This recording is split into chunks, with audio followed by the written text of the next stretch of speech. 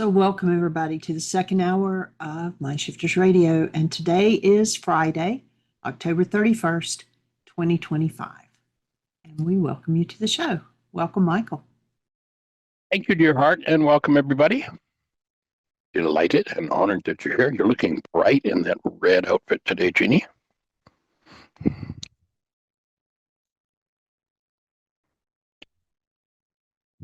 So welcome. We rock and roll today. What's on everybody's mind? I have a new piece of the puzzle to share for me that came to me. I'd shared with you that I'd been doing in order to do Jeannie's introduction to her book. It's just turning out really well. I shared that I dug back to an ancient Aramaic rendition of Genesis, the most ancient one that I know of. And I shared that the translation from there, that it doesn't say that man became a living soul, but that we became a speaking being, speaking, thinking, ability to originate. And as a living being, and this to me gives a whole other reason to really pay attention to your breath, because you don't have a living body. Your body is not alive. Your body is animated. The clay, the soil, the dust of the earth, there's no life in it. It has no life. It's animated. And notice if you take its animator away for just 3-4 minutes, then it's not fit for human habitation. There's not enough energy or intelligence running in it to even maintain life. So we're a living being, not a living body. And the animating force, when you look at that particular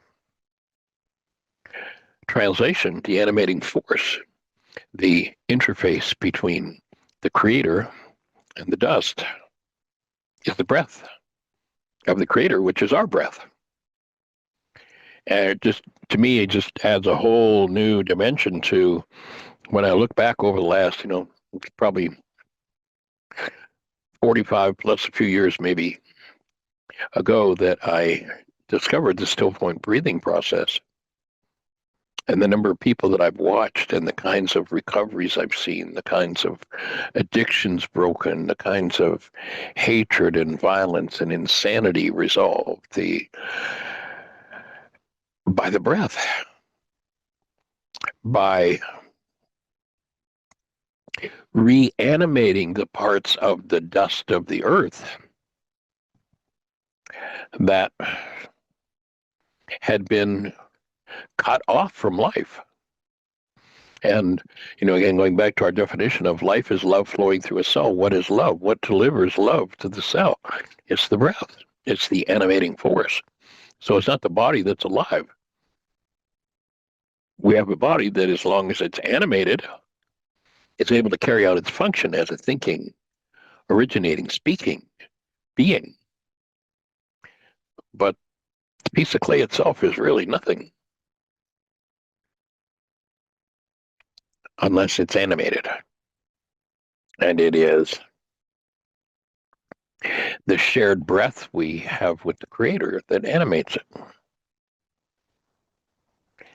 So that, for me, is another wrinkle in the process that just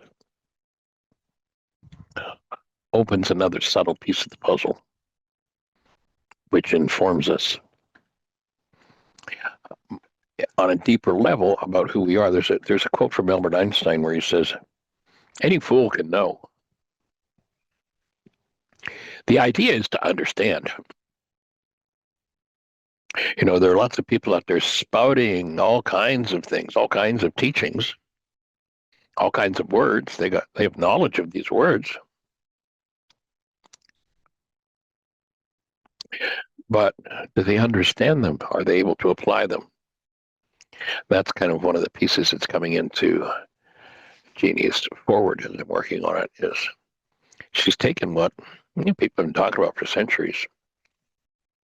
People have been knowing about it for centuries, but until you can understand it, you can't apply it. Until you can apply it, you can't live it. And so we see people out there raging and in trouble, family systems in trouble, conflict, trauma, et cetera, et cetera. Why? Because the animating force of love, the animating force of the breath is not in them. Truth is not in them.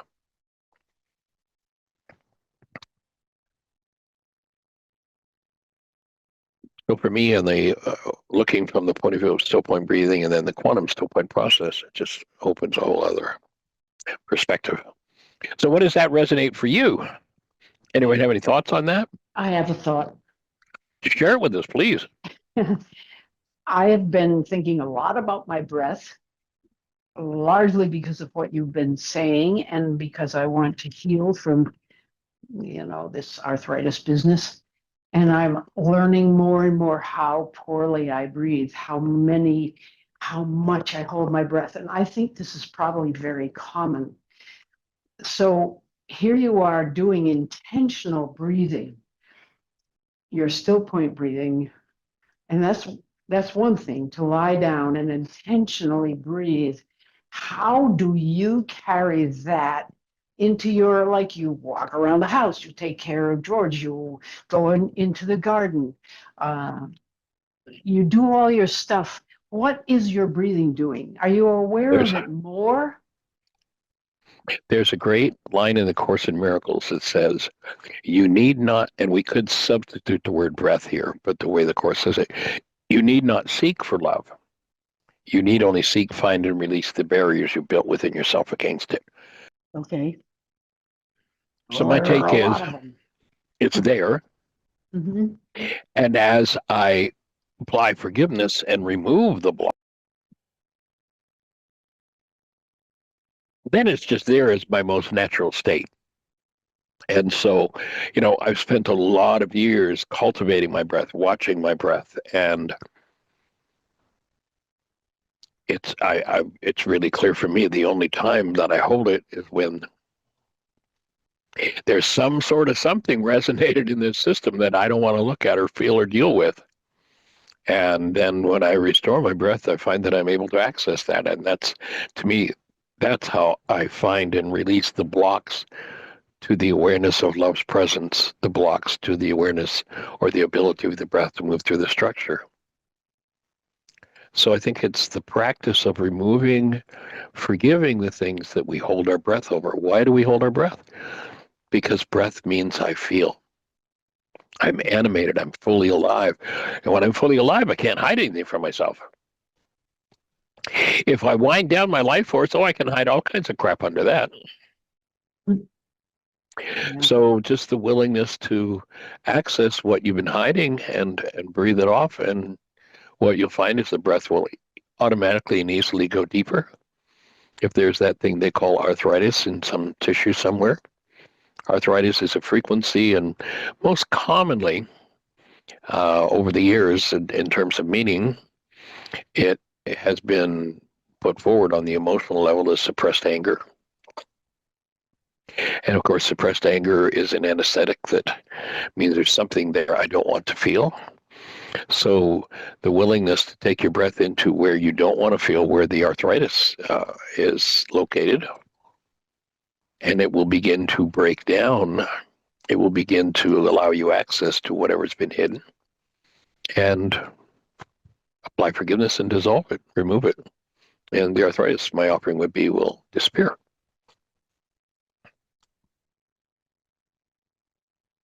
It's not natural for us to have arthritis in our bodies.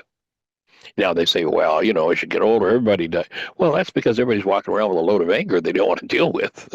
Mm-hmm. Everybody's got it. There's no reason to have it, except there's something we're hiding from ourselves. Now, it may be other things than anger, but that's the most common one that I'm aware of that it's been linked to in different psychological and spiritual and naturopathic approaches. So just the willingness to be with it,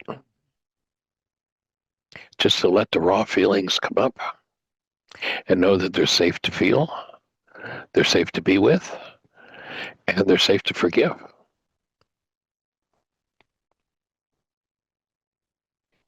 And as you allow that animating force in on a deeper and deeper and deeper level, then whatever the injury is, whatever the anomaly is, whatever the distortion is, we can have a distortion from an impact that leaves energy in the tissue that doesn't belong in the tissue.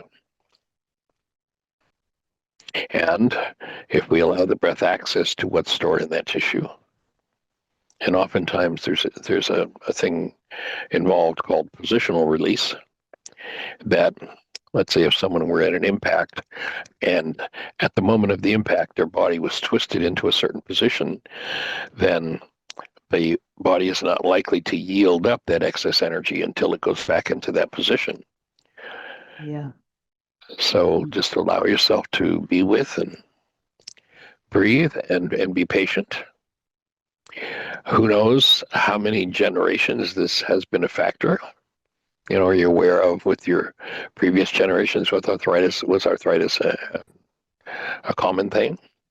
No, in fact, my lively little mother, who died at 95 almost, was running around until she had a stroke and lost her balance. Mm. But she never had arthritis. But she exercised only as part of her daily life, and she was lively. She moved around a lot, but she never took dance classes. She never ran the way I do. She never walks the way I do. And I've been thinking, maybe I did too much of all that stuff. Maybe I should have just moved around in my normal life and not done all that stuff. I'm a little confused about that. She also had a lot of anger, but it didn't show up in her tissues. It didn't appear to anyway. You just let it all hang out. Yeah, at times. In your direction too often, right? Well, yeah, it was a bad situation. As I had a wonderful therapist at one point who said, you've wondered if your mother's mentally ill. By the sound of it, she is not. She's just overwhelmed, and this is her way of dealing with it. People do that. They blow a gasket. And, it's too bad that that's what she was doing, but she certainly seemed mentally healthy as far as functional and capable and smart and energetic. So it's funny how much I loved hearing this doctor say that to me. It was like a pivotal moment in the office, whether it was accurate or not, but I was glad because I understood. I just understood. I didn't think it was a judgment on me. It was because she was overwhelmed. Took it off me. And that was a wonderful gift. Never know what's going to hit right in the office there. Yes. I'll offer that in terms of my own personal process, a place that was a real opening for me, a real step in the next direction for me, was to recognize that my anger was my mental illness. Yeah. Now, I think some people have anger at a level where they function just fine, and so it's not looked at as a mental illness. But my offering is anger. I mean, you look at it. If I ask a room filled with 1,000 people, how many have ever done something you regret? And 1,000 people put their hands up. And I say, now, over your whole lifetime, if you look at what you were feeling, what your emotion was when you did what you regretted, and what the world usually calls anger is an emotion. I said, what were you feeling when you did what you regretted? I guarantee 1,000 people in the room would say anger. Yeah. That's a mental illness. If we're doing what we regret under the influence of anger, then obviously our minds are not working properly, especially when we point that at the people we say we cherish. Yeah. It's got to be a mental illness. Now, it's not mental illness in the way the culture puts it as, we're going to lock you away in an asylum, but you look at the damage that's been done by angry people. Yeah. They should have been in asylums. Or, They should have been incarcerated in a place where they could be brought to a healed state so that they didn't pass it on and destroy others with that energy.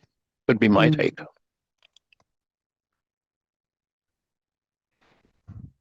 Okay. Well,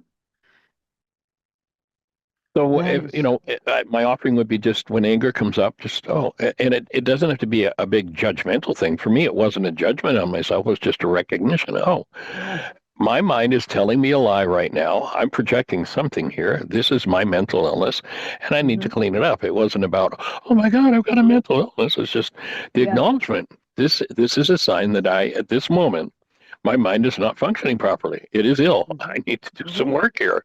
Yeah. And what would the work be, if I may ask? I mean, uh, Well, is if you it go back to breathing? the first radio show back Oh, 15 yeah. years All of the ago, above. Yeah. you know that answer. Yeah. Yeah, it's got to be all of the above. It's, one of the primary things is, yes, breathing. I think if we breathe continuously, we would never need forgiveness or any of the other tools. Hmm. We would simply function out of revelation. I'm seeing more and more with this intensive we've got coming up on what was intuitive development is being transformed into uh, revelation and ridding yourself of perception. Because intuition is from the realm of revelation, and my offering is we're designed to live in revelation. We're designed to live. When you look at that Harvard research, 10,000 brain cells are firing. 9 bits of data get into conscious awareness in the same time frame. There are perhaps 20 trillion bits of data happening in the actuality. Having access to the 20 trillion bit world, the actuality, to me, is revelation, is intuition. Hmm. And most of us are locked into perception. So I'm seeing this more and more, and it's going to shift the way that I do this workshop. It's going to be a new workshop that I've never done before, Mm. because the recognizing that what we're looking to do is to free ourselves of perception, literally, and open to direct access to the 20 trillion bit actuality, revelation, which comes via intuition. And so every tool, yes, but if we were literally connected to the breath all of the time, if we were fueled by, if we were animated by the breath, then nothing else would be necessary, Mm. is my take. Because the gate would be open to the actuality continuously.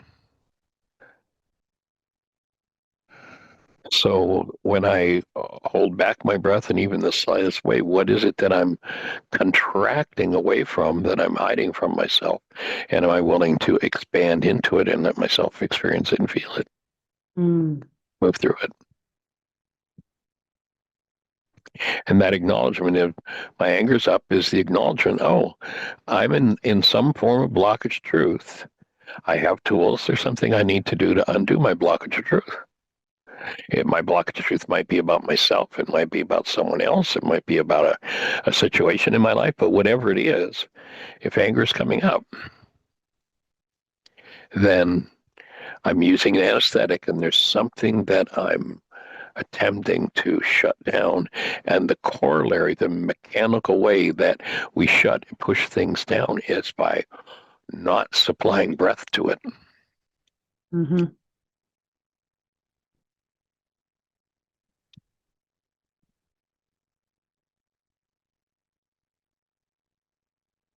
And I know Dusty does a lot of breath practice, and I just turned to ask Dusty about his, because he comes from a whole different perspective.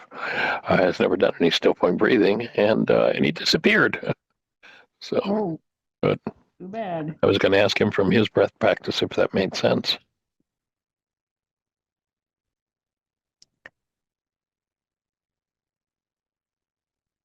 But what do you think? Well, it blows the mind. I'm thinking about, my breath work has been one thing that's come to mind is how much of a hurry I'm always in. Um, and so I stop and breathe and slow down and tell myself, everything's okay. You don't have to hurry. You'll get where you need to go. You'll have all the time in the world. I have a little dialogue that goes on. But then the next moment I find that I'm hurrying and I'm holding my breath again. So anyway, it's a good exercise. Mind shifter. Ongoing, yes. Okay. Got your pen? I'm getting it.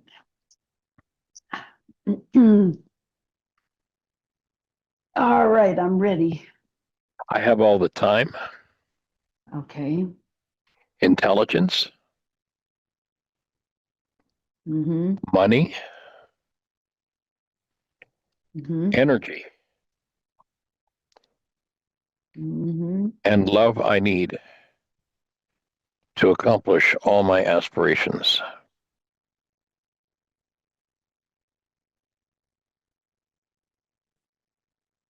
Okay. What's that do to your breath? I'm thinking how much I agree with that, but so there's something else going on. Let's see. Being my age has been wonderful toward the realization of what that mind shifter just said. I do have time. I think my brain's still functioning. Money, we've blessedly had enough money thanks to Tim Bingham and his family. Energy, I have a ton of it. Love seems to be all over the place these days. And so you'd think I wouldn't have a breath problem, wouldn't you? I don't know. Well, I noticed we had a conversation at one point where we were speaking about the breath, and what you said is, I don't want to go that deeply and access that, or words to that effect. So perhaps just stepping into the willingness to, give permission to Ruka to show you anything that's there. Okay. Because you have all the time, intelligence, wisdom, energy, and love to handle it, right? Right. So you might as well go for it and get that sucker out of the way. Yeah. I had an interesting discussion with my grandson, Charlie. He is a peach of a kid. He's the one that's had a lot of anxiety. Right. He has become this very devout fundamentalist Christian. And he calls me every once in a while to see whether I've taken Jesus as my savior and he's the only one available to anybody in the whole universe.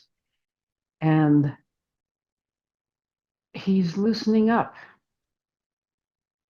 I won't go into all the dialogue, but everything I said about my angle on things, like if you say people should do it this way or believe this, you're in judgment, and judgment shuts you down and puts you right back in the dark. And he said, Orb, I agree with that. And so we've had these Certain master great came up with that one talks. pretty clearly. Yeah. But he did say, what's it like writing your journals? Because if I wrote mine, I think I'd go back and I would cry and cry and cry about what I read. And I said, oh, Charles, first of all, I admire you that you can cry. Second of all, would you really cry? What was so bad? And he said, good point. Maybe it's not been so bad. Anyway, he's thinking about all these things. It's just very sweet. But I think the thing is, I said to him, I don't think I'd cry. I'm not crying. He asked me, are you crying when you read your journals? And I said, I've been through a lot of hard things.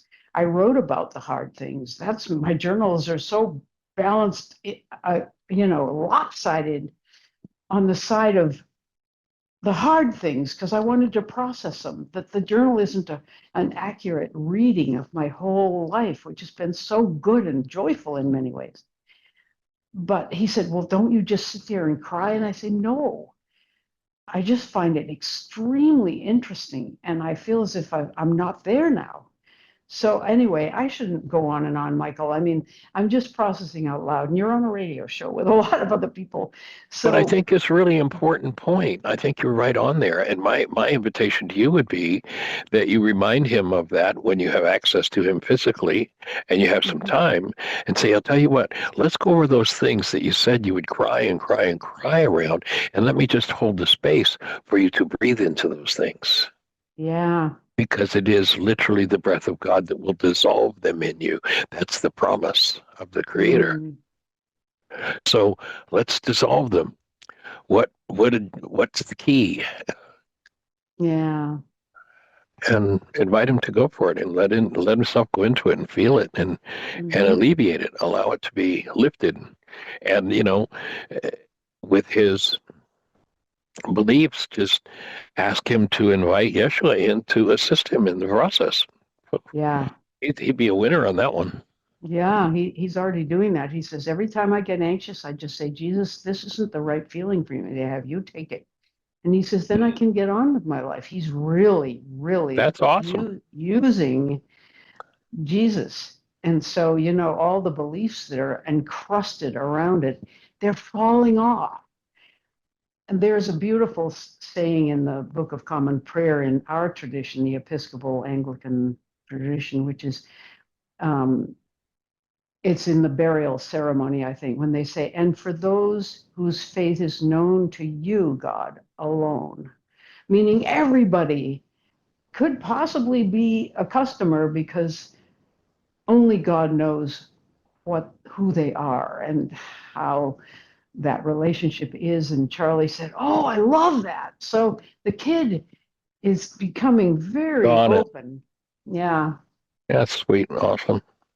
Yeah. I'll introduce him to the breath, and who knows, facilitating his breathing may uncover some of the things that you've been hiding from yourself.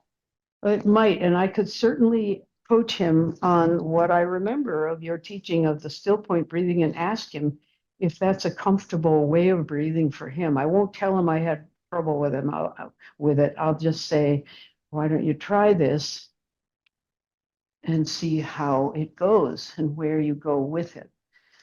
Yeah, And let we me talk. offer, What? go ahead. No, I was going to go down and see him, but I'm not supposed to be walking. And he wanted me to walk him with him all over the Davidson campus and meet all his friends. What grandmother wouldn't be absolutely in heaven having a grandkid say that? He found the That's tickets pretty for me and cool. everything. But I Yeah, for said, him to Charlie, invite you. I'm not gonna go, but we must talk. Maybe we can talk and walk.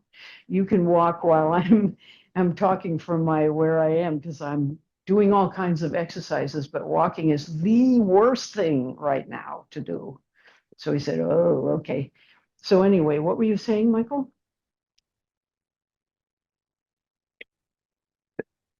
The thought that by when you say the trouble you had with the breath, when I listened, a couple of weeks ago, you opened up the conversation about the still point breathing we did at Heartland Mhm. and how your mind was preoccupied with, oh, this person is paying attention to me, and you were kind of, taken aback by that.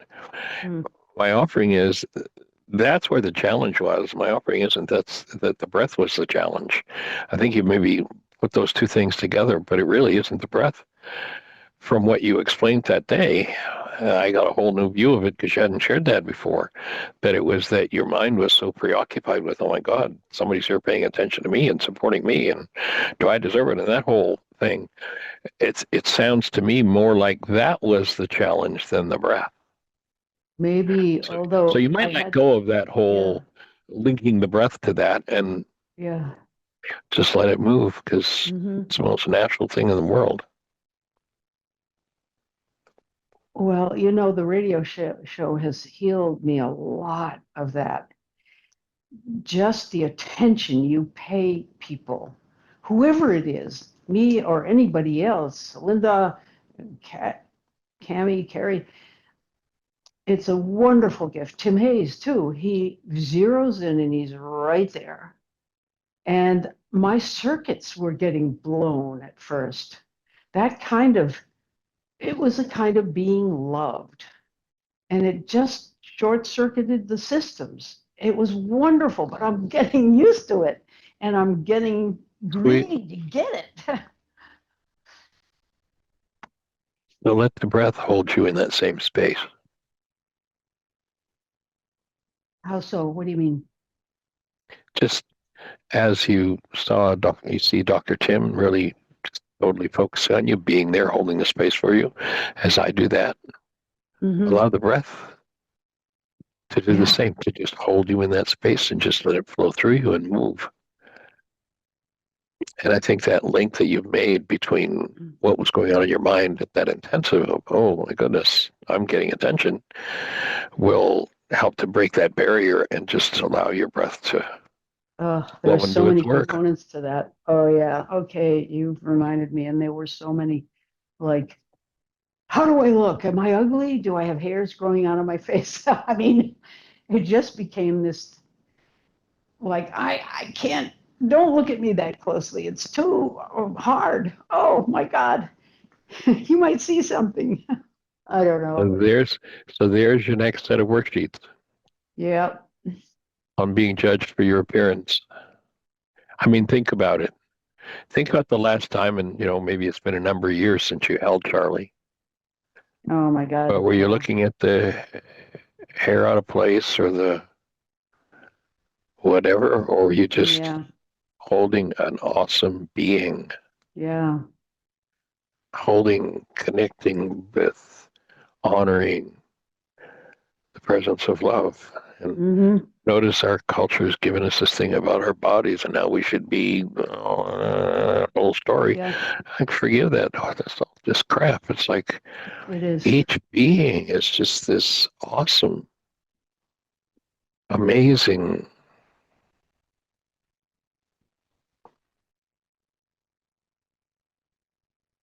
miracle. Yeah, it is. It's just a miracle. It's just like, since, a few weeks ago, I talked about how I started a practice of, when I go into the grocery store, I go into the Costco store, or wherever, that I'm just looking at people and extending love in their direction. And Yeah, that's a fun exercise. it is, but what I also have been noticing with it is where my mind might have looked at something and said, "Oh, that was the practice." As I've Mm-hmm. done more of that, it's like just what people would look at as fat or ugly or whatever. It's like, just look at this amazing human being, Yeah, good work. That's a good thing. and then acknowledge that you are one. Just this amazing human being.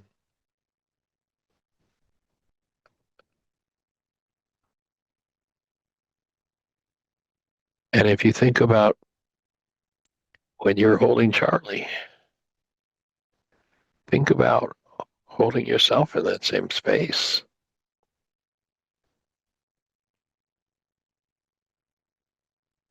Look at this amazing, beautiful human being, Susan Bingham. Look at her. Mm-hmm. Yeah, Wow, look closely, closely. And just grok the amazing presence that graces us. And all we have to do that with everyone is overcome all the crap that's been put in our minds. mm-hmm. Yeah,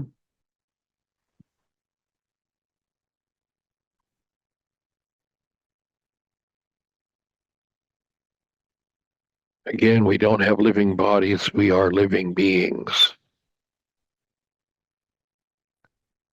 And it's life that's important, not the clay. Of course, like the old saying goes, I've been rich and I've been poor and I'd rather be rich. You know, nice to be with a nice, chunk of clay mm-hmm. that fits the standard that's in the mind, but then we can also delete the standards and just realize who we are as precious human beings, every one of us.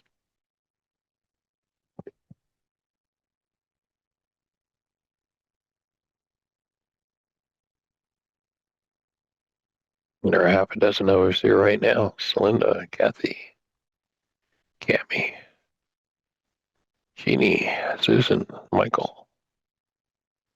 Celinda, you have a thought to share with us?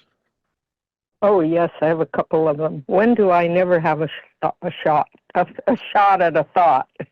There you go.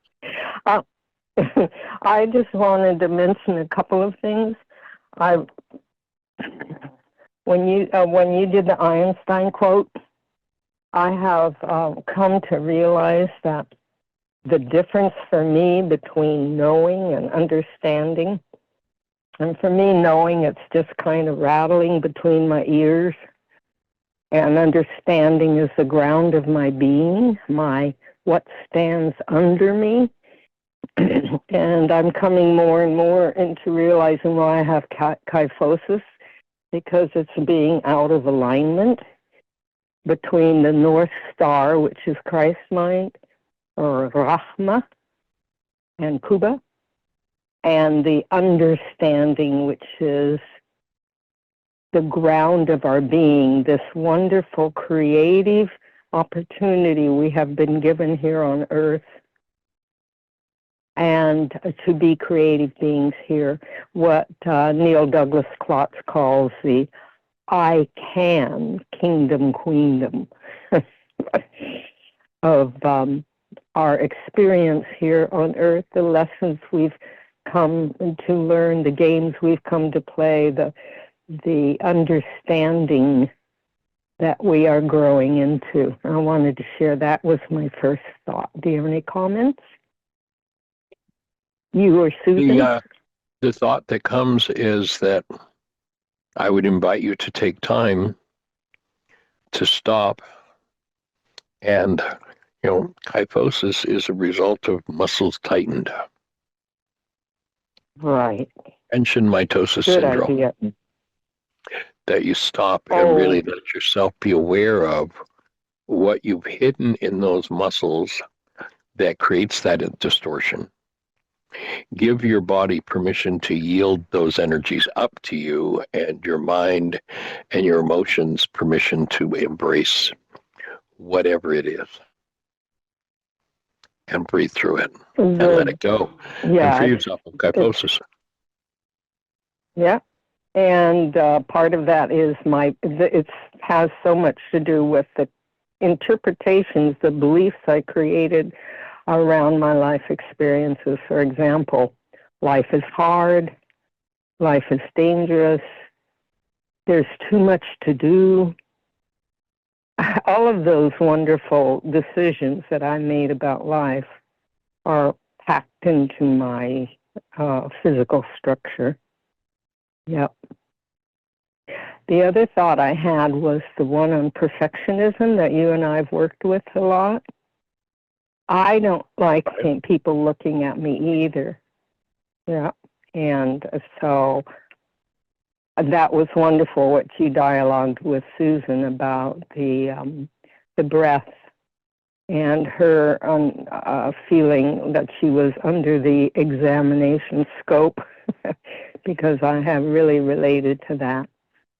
And that would be probably, yeah.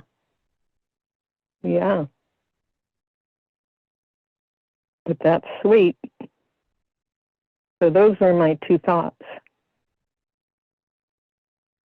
We're holding the space for you as you breathe into those spaces where the muscles are so tense that it pulls those bones out of place. Remember, they're elastic. And when you allow yourself to enter them fully with your breath, you can embrace what's there and let them spring back to where they belong. Yeah, and it's the front of my body, Michael. It's the protection. Protect your body core. Yeah, all right. Sweet. Time to choose to trust Ruka and trust life. Yep. Isn't it interesting and fascinating? All of the interrelationship of all of those factors.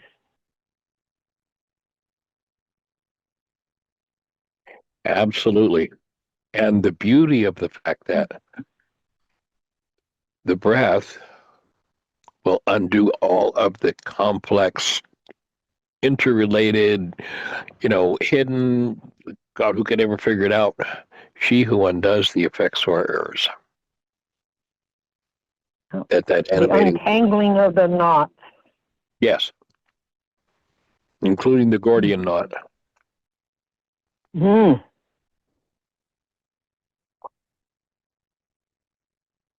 Refresh my memory on the Gordian knot.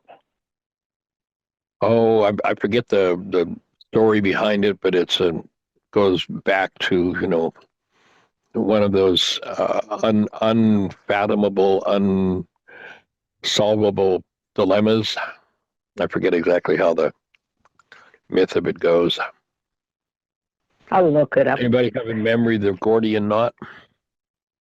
I think I just saw something about that in a movie. Trying to think which movie. I think at the end of the day, I think it was Alexander the Great that just took his sword out and cut it in half and solved the problem. Is that the one we're thinking of? I just did a Google search and it says it refers to a legendary, impossibly complex knot that Alexander the Great famously solved by cutting it with his sword. It was an intricate knot on the bark tied to the yoke of an ancient ox cart to its pole. It was so complex that no one could find out how it was fastened or where it ends. So he just cut it with his sword. And what would be the sword in our metaphor here? What would be the sword? Your breath. Because, well, of course, it ties in with, you're never going to figure it out. The number one pseudo solution, the non-being mind. Nobody's ever going to figure out all the ends, all the twists and turns.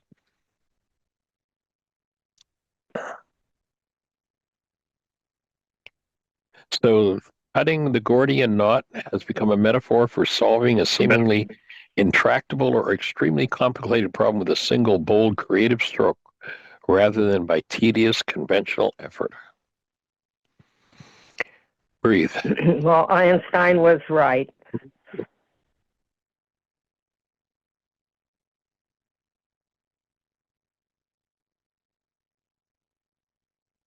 Cool. Thank you, Donald. How are you today? I'm good. Good. Anything exciting happening in your world to share with us? Yeah, I don't know how relevant it would be to anybody else, but I'm going to a concert tonight. I'm probably the most excited I have been and going to be all year because this band that I only discovered this year has blown me away, and they're quickly catapulted like number 3 all time and nudging my number 2 band all time. And those, my number 1 and number 2 favorite artists, have been entrenched for like almost 40 years. So this is quite a feat. And I never even rank music after my top 2 favorites because there's so much that I like in so many different genres. So yeah, I'm really excited about tonight. So who is it you're going to see?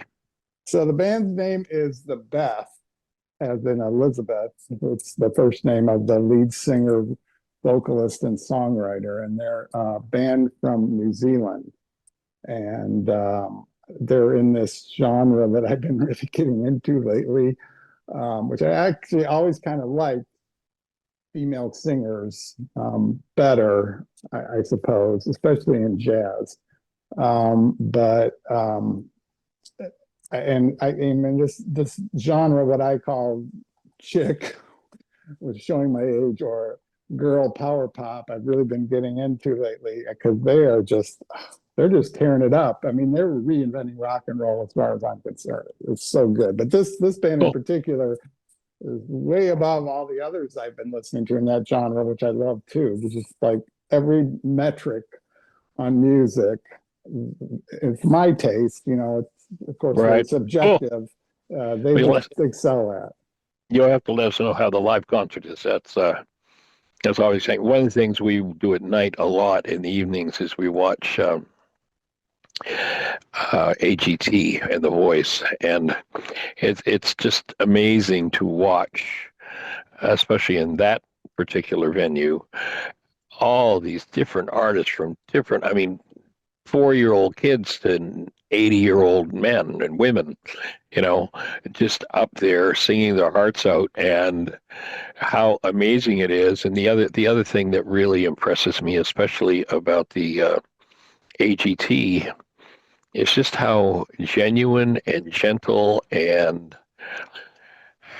what can I say, caring the judges are to virtually everybody that comes out. Once in a while, there'll be an off energy toward an artist, but it warms my heart to watch how generous these judges are with all of these artists. So you have to let us know how it goes.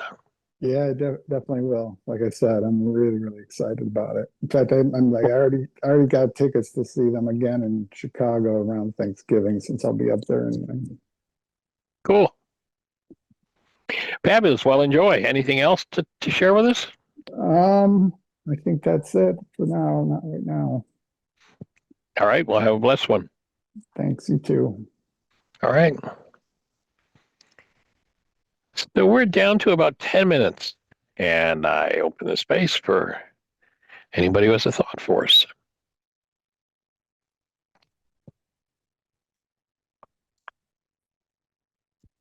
Well, I have another question. Go for it. One of the things Charlie and I, my grandson and I, talked about was I've mentioned this before, but I can't remember what you said. In the creed in our church, it says Jesus Christ, the only Son of God. And in Yes. the Bible, Jesus says, I am the way, the truth, and the life. No one gets to the Father except through me. And of course, all those exclusively Christian religions that think they're the only way legitimately use that because that's what it says. What? I know. So, yeah. So, what does it say? I forget what you said. I've Well, asked in you this Aramaic, before. Yeah. referring to Yeshua, it speaks of the first begotten, not the only. And And unique was another of course, word. if you listen to his words, he very clearly says the things I do, you can do. So he isn't unique. He isn't outside of the box. However, those who are weak and need somebody who's their hero are going to proclaim that. But he himself says, totally nullifies that when he says, you can do the same things I'm doing.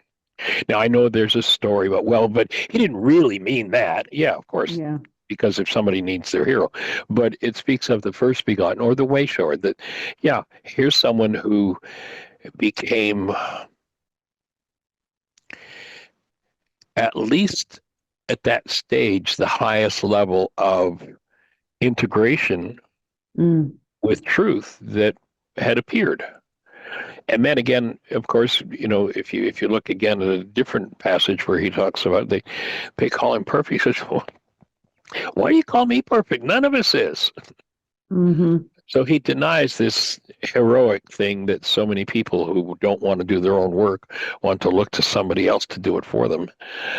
He's totally belies it, but it's useful in certain places. So Yeah. and I think in some other places it becomes extremely destructive. Oh, yeah.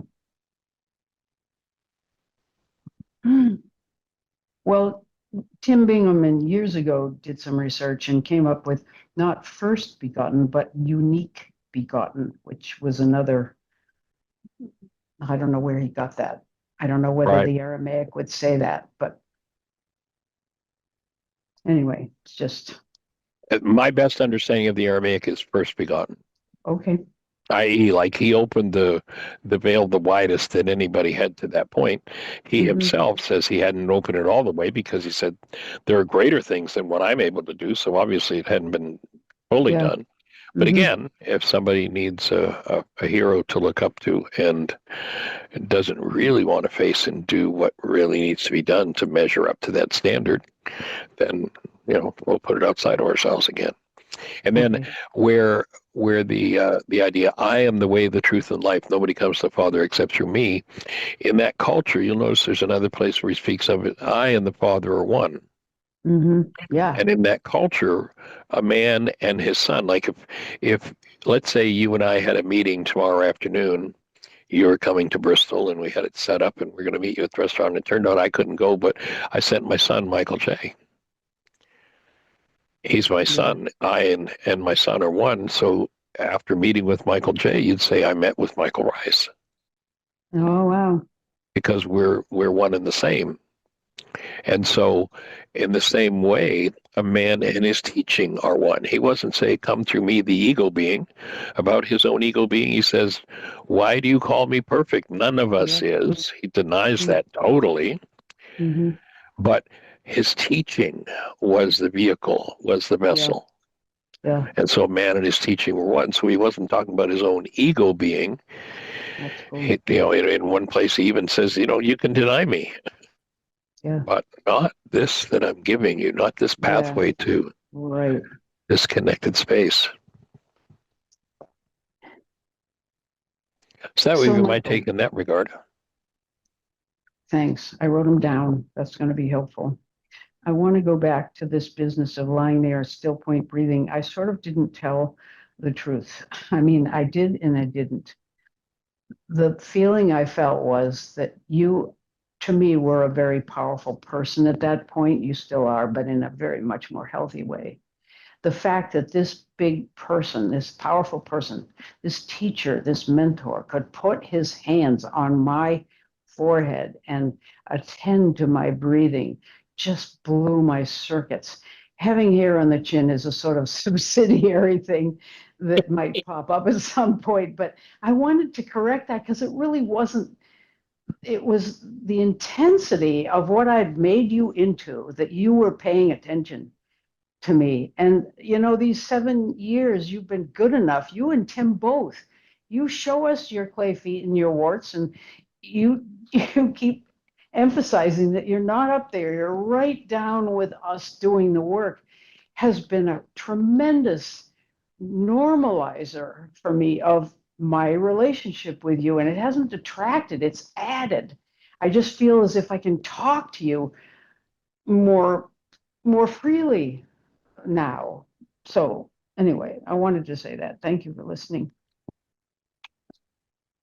Breathing with you. Yeah, I forgot to.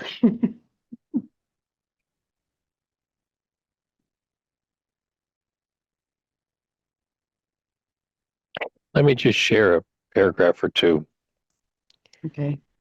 from the introduction, because it kind of fits with what you're saying here.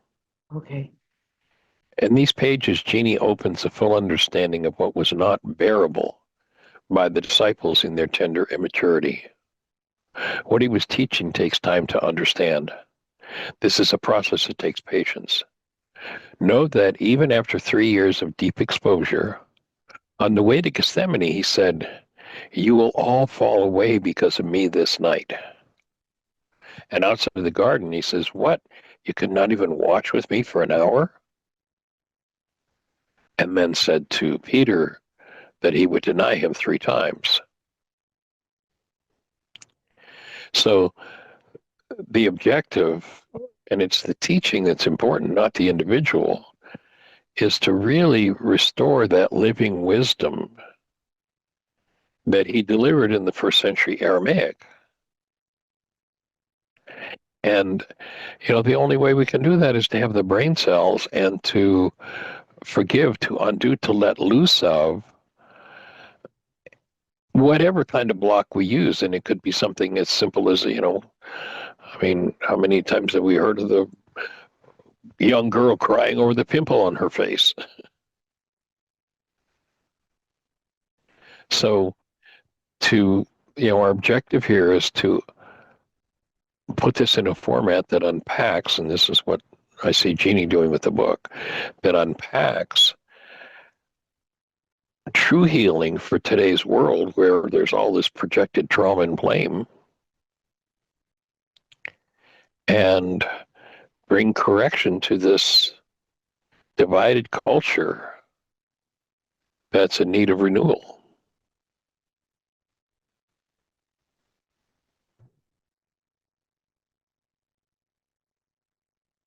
And unfortunately,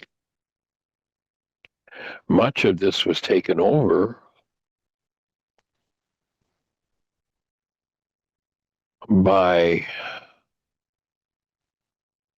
so-called men of religion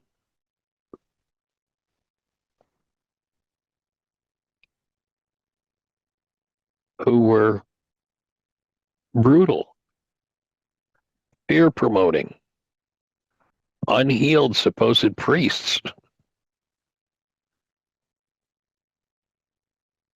who required of others what they weren't even willing to touch or do.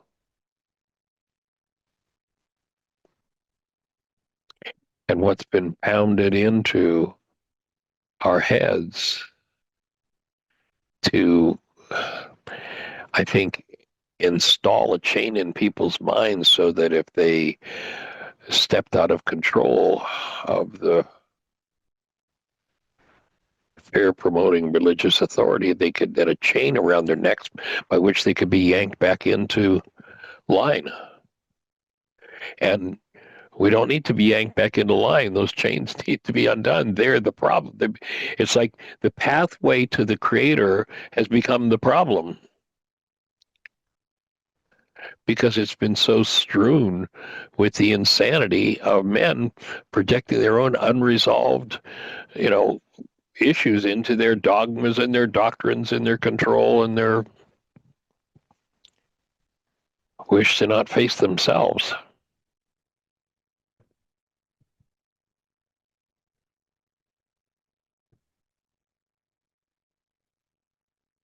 And of course, in John 6:60, there's that saying where when he tells them what they need to do, too hard a saying, who can hear it?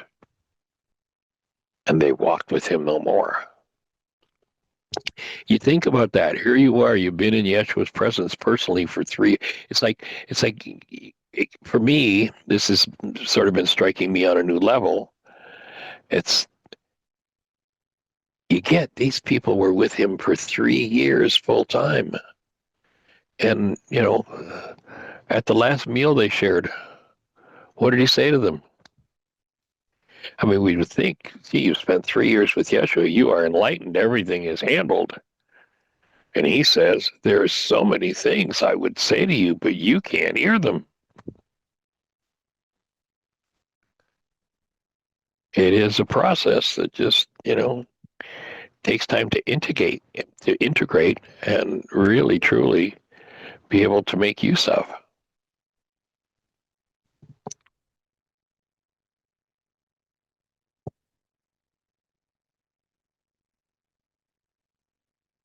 So breathing with you, appreciating you. Thanks everybody for joining us. Blessings.